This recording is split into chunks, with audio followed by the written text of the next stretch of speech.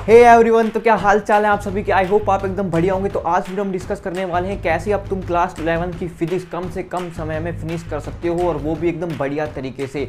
फ़र्क इस बात से नहीं पड़ता कि तुमने पूरी साल में कितनी मेहनत करी है, फ़र्क इस बात से पड़ेगा कि तुम इस टाइम कितनी मेहनत कर रहे हो। अगर तुमने पूरी साल मेहनत करी है तो तुम्हें इस समय भी उसी हिसाब से मेहनत करनी पड़ेगी जितनी तुमने पूरी साल करी है।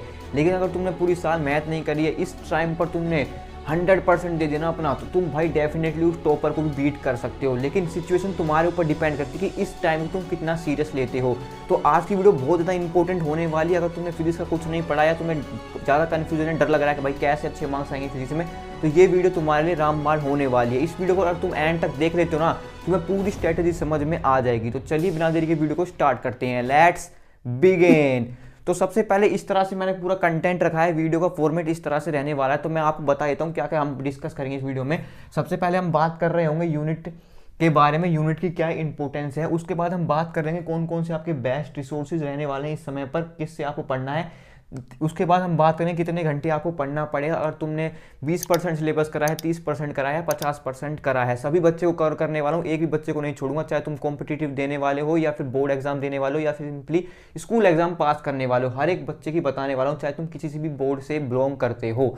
तो उसके बाद हम बात करेंगे कि आपको इंपॉर्टेंस चैप्टर्स कौन से हैं। अगर ये पॉइंट मिस हो गया तो भाई मैं भी ये बताऊँ कैसे पढ़ना है तुम्हें, इस तरीके से, इस सिचुएशन में कैसे पढ़ना है अच्छे से।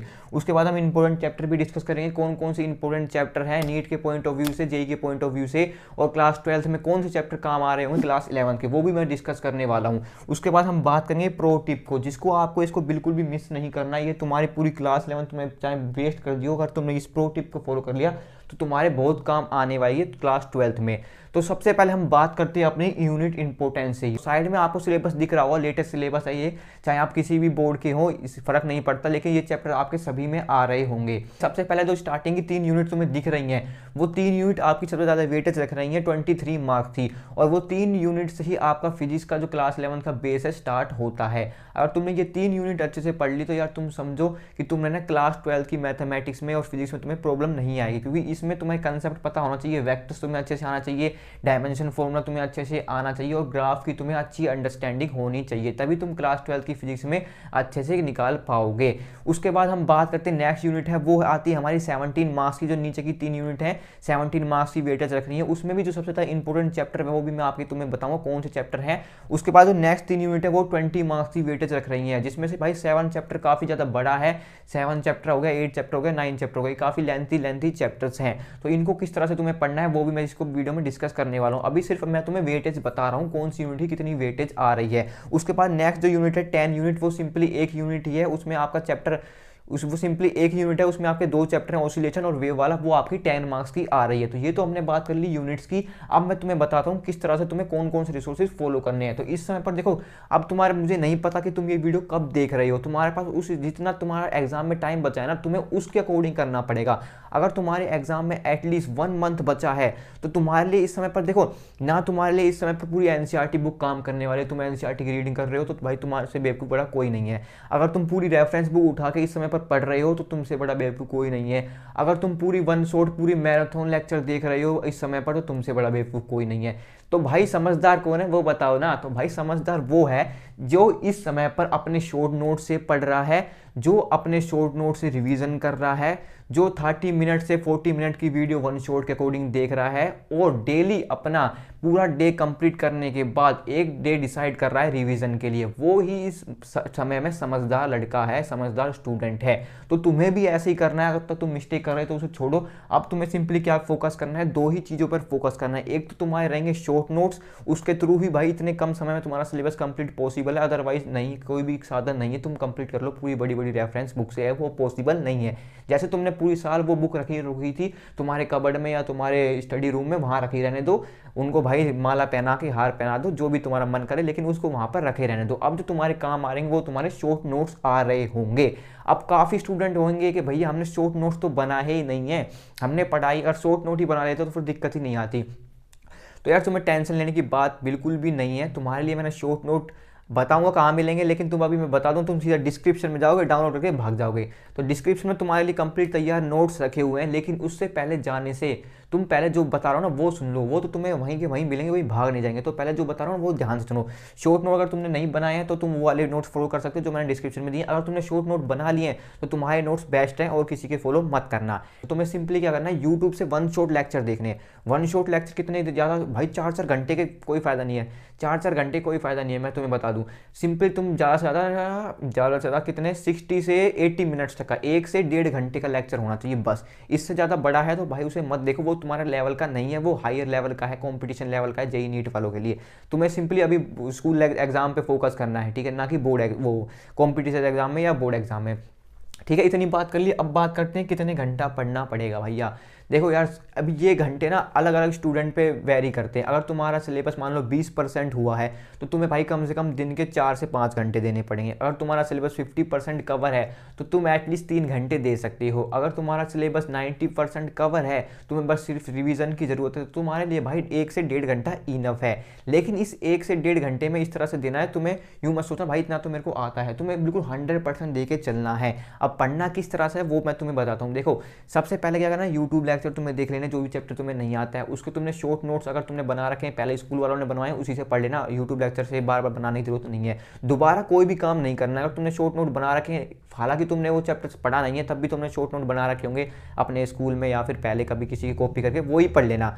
दूसरे बिल्कुल भी कॉपी करने की जरूरत नहीं है, दूसरे बनाने की जरूरत नहीं है, इतना टाइम हमारे पास नहीं है। उसके बाद तुम्हें क्या करना है, क्वेश्चन प्रैक्टिस करने हैं। चाहे तुम अपना कॉम्पिटिशन एग्जाम देने वाले हो तो तुम्हें भाई ज़्यादा क्वेश्चन प्रैक्टिस करने पड़ेंगे। अगर तुम 12th के बाद कॉम्पिटिशन एग्जाम की सोच रहे हो, अगर तुम सिंपली 12th के बाद सिंपली अपना काम धाम करने की सोच रहे हो, तो सिंपली भाई 11th एग्जाम को तुम टारगेट कर रहे हो, तो तुम्हें ज़्यादा से ज़्यादा 10 से 15 क्वेश्चन डेली प्रैक्टिस करने हैं। न्यूमेरिकल्स, जो तुम्हारी न्यूमेरिकल्स की वेटेज रहेगी ना आपके स्कूल एग्जाम में, वो कम से कम भाई 15 मार्क्स की, 15 से 20 मार्क्स की रहने वाली है। तो तुम्हें ना कम से कम डेली 15 से 20 क्वेश्चन प्रैक्टिस करने हैं न्यूमेरिकल्स। और न्यूमेरिकल्स कहाँ से प्रैक्टिस करने हैं, वो सिंपली यार तुम कोई सी भी बुक देख सकते हो, तुम्हारे पास होगी। एनसीईआरटी देखोगे तो यार तुम एनसीईआरटी के सिंपली सोल्व एग्जाम्पल देख लेना, क्योंकि तुमसे एक्सरसाइज वाले तो इस समय पर होंगे नहीं। और ज़्यादा से ज़्यादा तुम्हारे रेफरेंस बुक फॉलो कर सकते हो, वो रहेगी आपकी एस एल अरोड़ा, वो भी मेरे पास है, मैं भी उसी में से क्वेश्चन डिज़ाइन करता हूँ, तो उसमें से आप देख सकते हो। ठीक है, अगर तुम्हारे पास नहीं है तो सिंपली यार तुम है ना प्रैक्टिस के लिए यूट्यूब पर सर्च मार सकते हो। इससे ज़्यादा तुम्हें कुछ नहीं करना, ज़्यादा भटकोगे तो तुम कन्फ्यूज जाओगे और ना इधर के रहोगे ना उधर के रहोगे। तो सिंपली जो बता रहा हूँ वो ध्यान से फोकस कर लेना, ठीक है। और अब जो मेन इंपॉर्टेंट चीज़ बता रहा हूँ वो ध्यान से सुनना।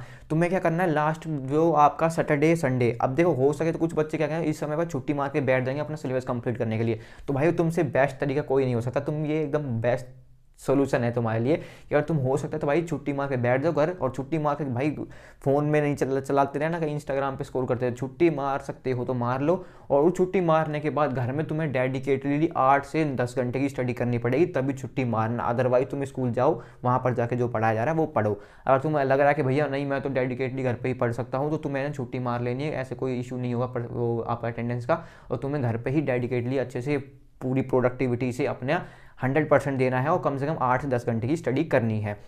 आई होप तुम समझ पाए होंगे मैं क्या कह रहा हूँ। उसके बाद हम बात करते हैं इंपॉर्टेंट चैप्टर्स की। अब इंपॉर्टेंट चैप्टर ना 2 चीज़ों पे डिपेंड करते हैं।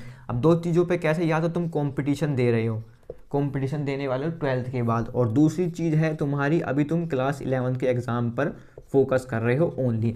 अगर तुम कंपटीशन देने वाले हो तो यार ऑब्वियस सी बात है तुम्हारे लिए पूरी की पूरी क्लास 11th इंपॉर्टेंट है, क्योंकि 60% तुम्हारे कंपटीशन एग्जाम में क्लास 11 का ही सिलेबस आता है।